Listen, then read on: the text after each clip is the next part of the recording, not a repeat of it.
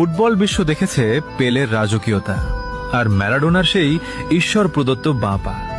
আমরা সাক্ষী হয়েছি মেসি রোনালদোর অতি মানবীয় দ্বৈরথের। আজকের যুগে হ্যাল্যান্ড এমবাপ্পেরা হয়তো গোল মেশিন হয়ে দাপিয়ে বেড়াচ্ছে মাঠ, কিন্তু এই যান্ত্রিক ফুটবলের ভিড়ে তখন একজনই ছিল যে মাঠটাকে ক্যানভাস বানিয়ে ফুটবল দিয়ে ছবি আঁকত।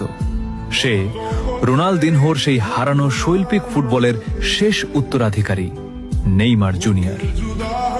লোকে তাকে ট্রফি দিয়ে বিচার করে, গোল দিয়ে তুলনা করে, কিন্তু তারা বোঝে না নেইমার কোনো পরিসংখ্যানে নাম নয়। নেইমার হলো এক অদ্ভুত সুন্দর যন্ত্রণা।